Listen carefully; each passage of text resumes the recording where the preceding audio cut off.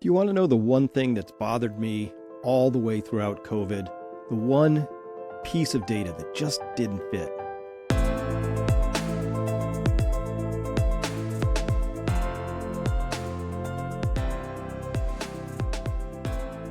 This, my friends, is the case of the dog that did not bark. We got to talk about this, which is, we're going to talk about COVID. We're going to talk about heart attacks, myocarditis, vaccines, and Ralph Baric.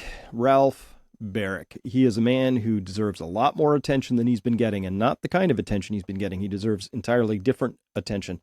So it begins with this. So we see things like, Chief Nerd writing here on July of 2023, a new Cedars-Sinai study finds heart attack deaths are up nearly 30% in people aged 25 to 44. There should be a lot of official curiosity about that. It is a big deal. So why so much silence, right? They're just baffled, right? So writing here, he said, but the group that saw the biggest increase isn't who you might think. The relative increase in heart attack associated deaths among 25 to 44-year-olds was a staggering 30%. So these are deaths. These are people who are coding out and dying en route. So what do we got here? For emergency crews like this one, responding to heart problems is a matter of life and death. We've just been called out to a report of a cardiac arrest at a convalescent hospital. Since the COVID-19 pandemic began, LA County paramedics say they've been busier than ever with calls like this one, transporting a cardiac arrest patient. County health officials have tracked notable increases in cardiac arrests and heart attacks since the pandemic began, and experts say it's part of a broader trend. A national study from Cedars-Sinai Hospital shows that deaths related to heart attacks increased across every age group since the spring of 2020. But the group that saw the biggest increase isn't who you might think. Young people are obviously not really supposed to die of heart attack. But the relative increase in heart attack-associated deaths among 25 to 44-year-olds was a staggering 30%. Wow, and they just go on from here to go, wow, this is baffling. What could it be? Could it be COVID? Maybe it's COVID. If it's COVID, we don't know. Could be COVID. Of course, could be something else, too. Now, here's the mysterious part about this particular insight is because as soon as you think that there is a connection between COVID, which is a coronavirus, and heart attacks, you could use this thing called Google, and you click that in, and you know what you come up with right away? You find out that there's one name that shows up more than any other associating coronavirus infections with myocarditis. And that would be Ralph Baric. Oh, look, Harvey Weaver Scholar. Let me pull up my little laser pointer here. Look at this. Harvey Weaver Scholar, National Multiple Sclerosis Society, total $44,000. Postdoctoral fellow. This was from 84 to 86. That would be Ralph S. Baric. So he's a postdoc. 1984. That's a long time ago. He's been investigating this for a really long time. NIH. Here's a big grant number. 1986 to 1990. What is it? Studies into the mechanism of MHV transcription, and it talks about myocarditis. Here's one from the National American Heart Association. Grant and aid, coronavirus-induced myocarditis in rabbits, 1987 to 1990. There's another one from the National American Heart Association, coronavirus-induced cardiomyopathy to 94. Here's one, School of Public Health. This goes on and on, people. On and on and on, on and on. Like this, 1992, an experimental model for dilated cardiomyopathy after rabbit coronavirus infection. So here's my point. If you suddenly have this big uptick in strange, mysterious cardiac deaths, and you think it's related to this thing called COVID, which is a coronavirus, you would Google this up and you would find there's one undisputed expert in this field. This is the guy you call up, right? Not only that, but this gentleman, as I'll show you, has been up to his eyeballs, both trying to treat coronavirus infections by coming up with patents on various what we'll call medical treatments, not vaccines. He's been obviously doing a lot with creating new hybrid monster coronaviruses that never before could infect humans or other mammals, and allowing them to do so because of his direct work. This would be the guy, as a journalist, first guy I want to talk to. I don't want to talk to the scrub doctor who doesn't even know what a coronavirus actually is, but maybe treats. I don't want any of that. I want to know. But you know what? I don't recall Ralph Baric saying anything about any of this during any of the pandemic at any point in time. This is the abstract from this prior paper here. It reads, quote, a rabbit model for coronavirus-induced dilated cardiomyopathy is described. Acute rabbit coronavirus infection results in virus-induced myocarditis. Wouldn't this be interesting to somebody? And congestive heart failure. Of the survivors of rabbit coronavirus infection, 41% had increased heart weight and heart weight to body weight ratios, biventricular dilation, myocyte hypertrophy, myocardial fibrosis, that's scar tissue, and myocarditis consistent with the development of dilated cardiomyopathy. So this disease has been described as a consequence of coronavirus infection. And in fact, they go on to describe some of the mechanisms of action. And wouldn't you know it, the spike protein features in this. So here's the undisputed world expert. Now, this is why I say it's the case of the dog that did not bark, that famous Arthur Conan Doyle case in Sherlock Holmes.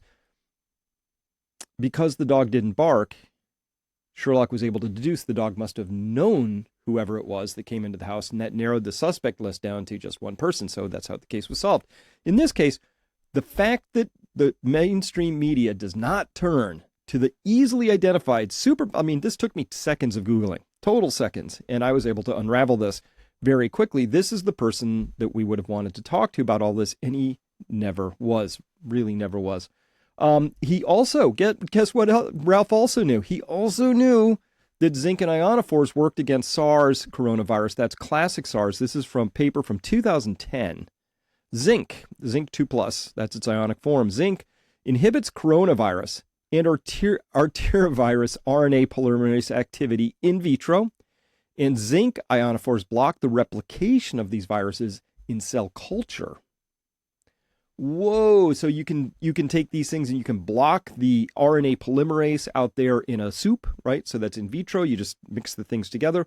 But you can, a zinc ionophore, if you give that zinc ionophore and you put more zinc inside the cells, it also blocks replication of these viruses in cell culture. Now, this is the kind of information that when I dug this up during COVID, got me strikes and bans and all that, because we were under a disinformation.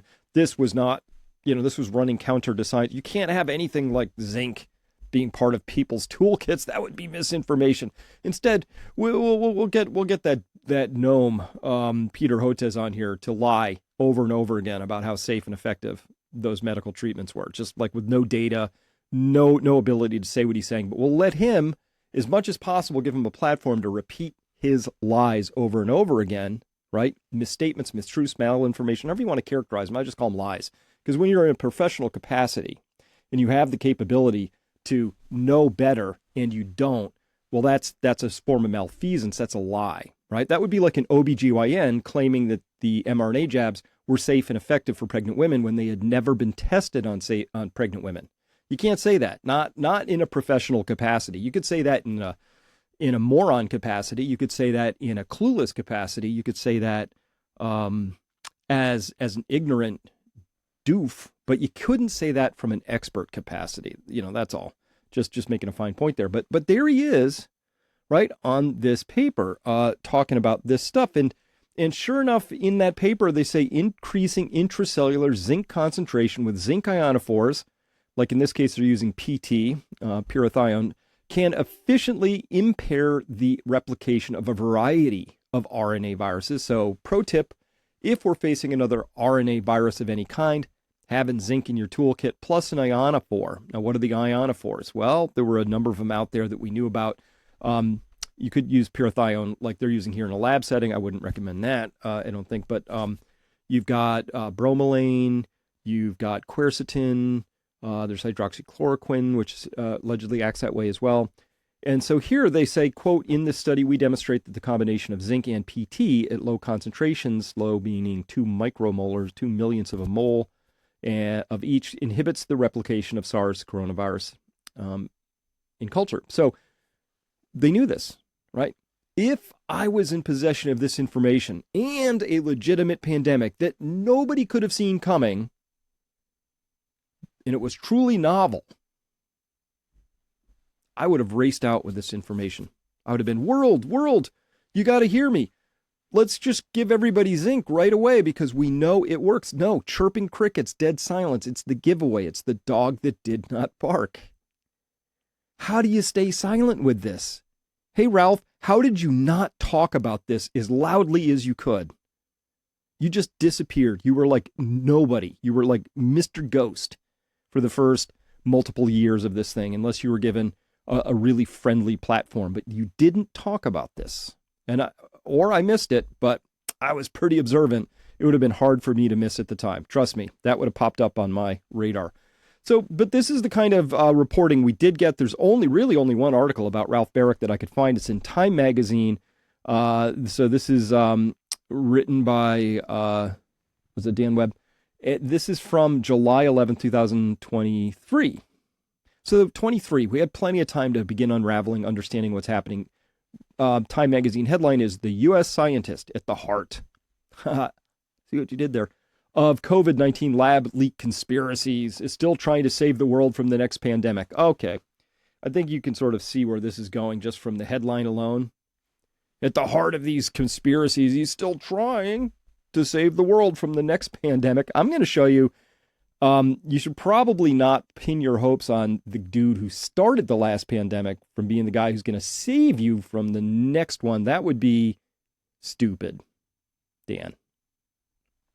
So this is from that article, which you saw the link on the earlier slide. It says, so I just got to know why no mention of heart damage, right? Remember, this is easy to find out. Like everybody's worried, even by 2023, that there's all this heart damage. That's why I pulled that other 2023 piece, Chief Nerd, showing that news article, that news video about all these heart attacks. Obviously, it's a point of concern.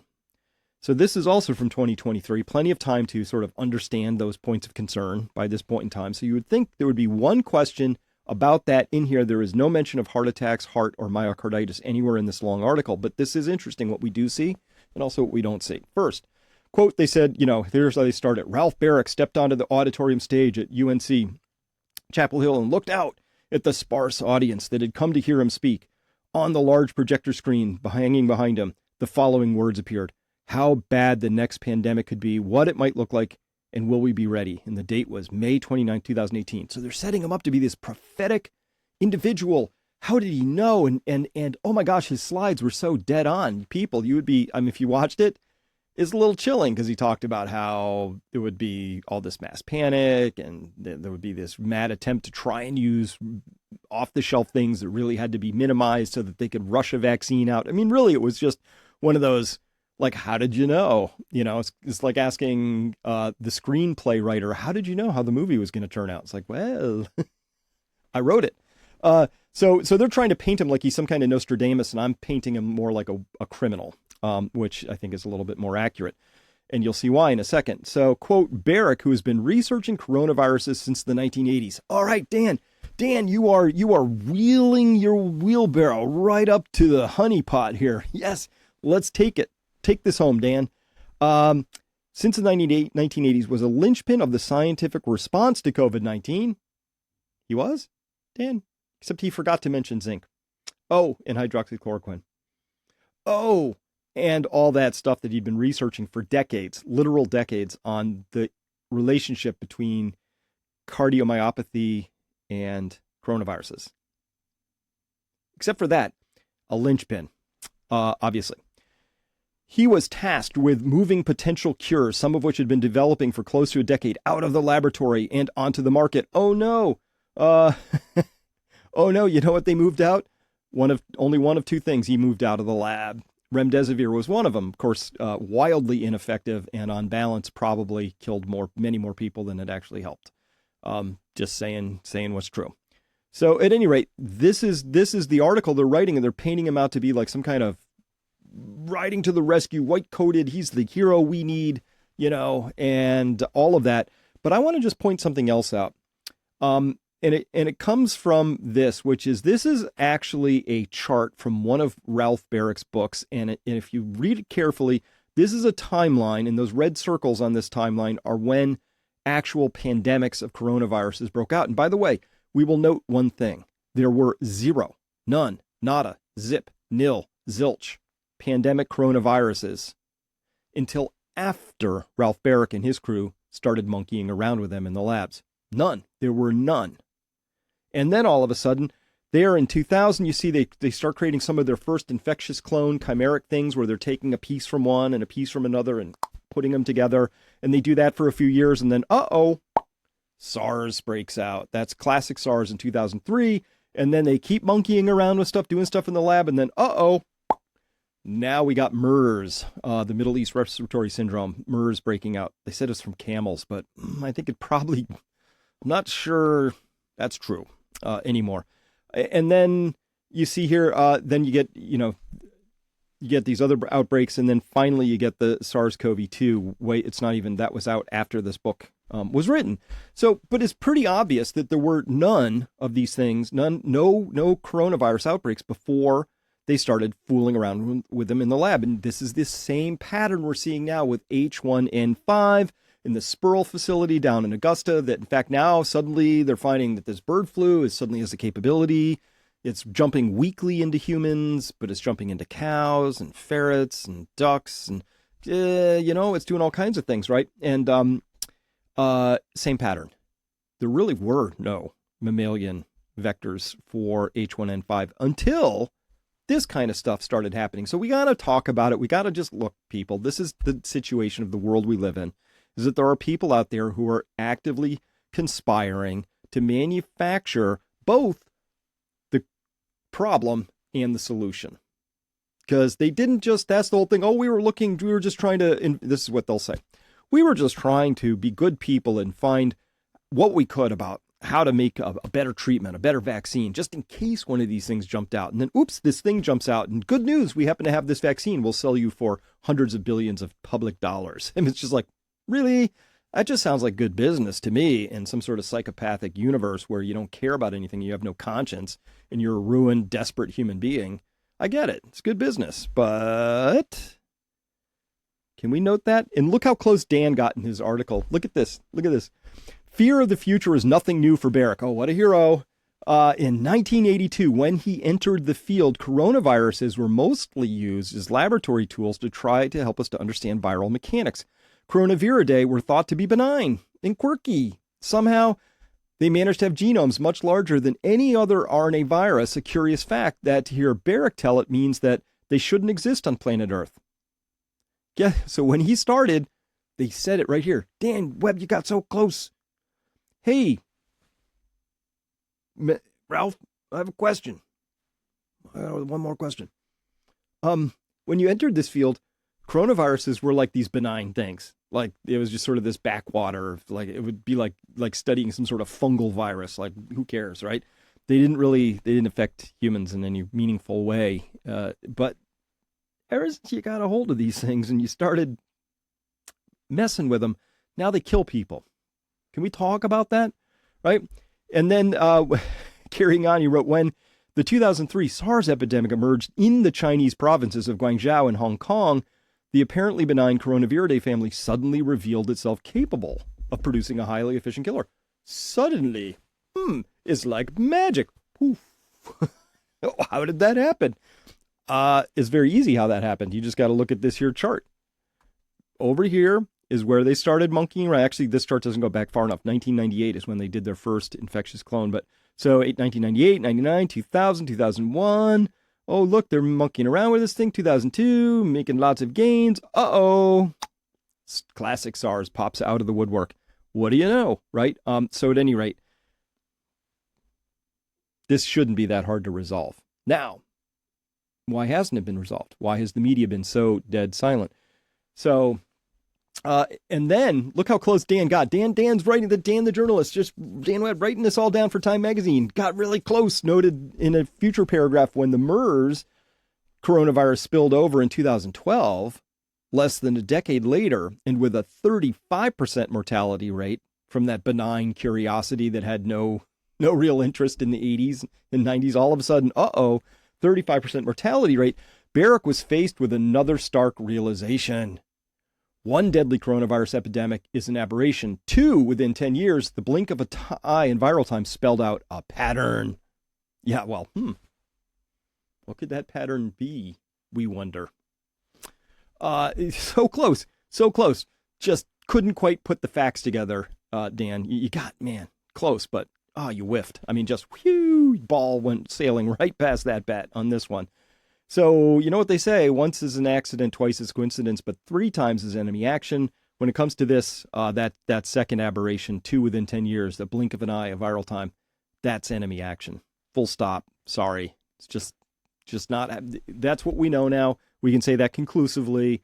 This is not a natural thing that happened, and we just got to wake up to that fact, because these are the people who are still in charge of things, in case you hadn't noticed. So it's kind of a deal. Now, when I, up there in yellow, I said Ralph Baric myocarditis, I'm like, well, let me just see what we got here. Like, are there any articles? And so not the first one, that's just talking about his research. Not the second one, more research. Not the third one, more research.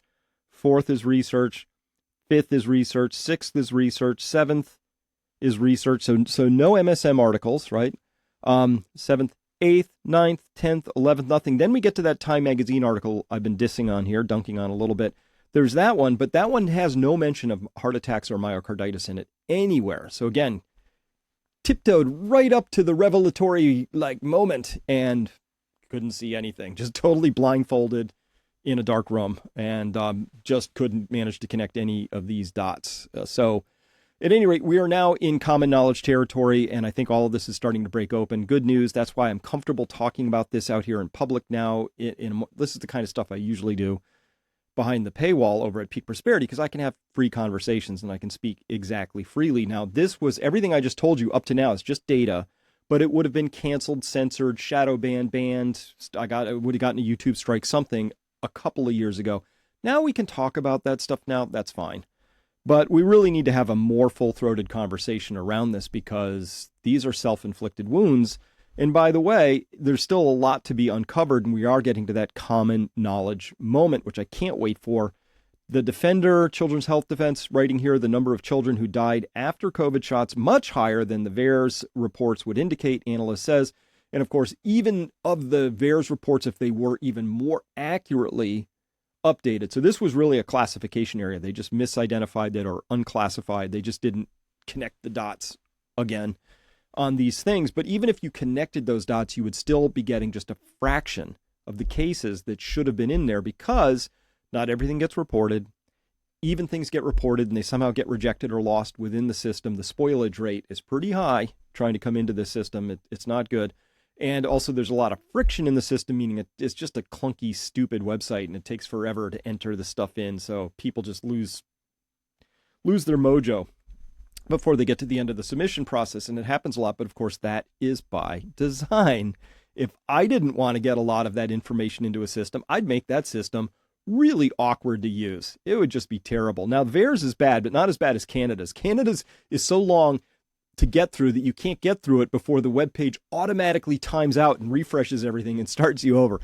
Canada's just got an extra level of English on that authoritarian communist ball, and they just love ritualistically abusing their own citizens even more than we do here in the United States. And we really like it here. We do. It's a good, it's sport down here. Or we could look in here on June 12th in The Guardian. They wrote, childhood interrupted, 12-year-old Toby's life with long COVID. Mystery of all mysteries. His older sister also has long COVID. And they write here that more than 110,000 children in England and Scotland are still suffering from what they're calling long COVID. And for Toby, it has meant pain, crushing fatigue, and sadness, as well as months off of school. And again, entire article, this could be done in one. This is a very simple thing to answer the big obvious question, the elephant in the room. Very easy. All you have to do is correlate these 110,000 children and their long COVID against their vaccination status. And I'm not just talking just COVID vaccines, okay?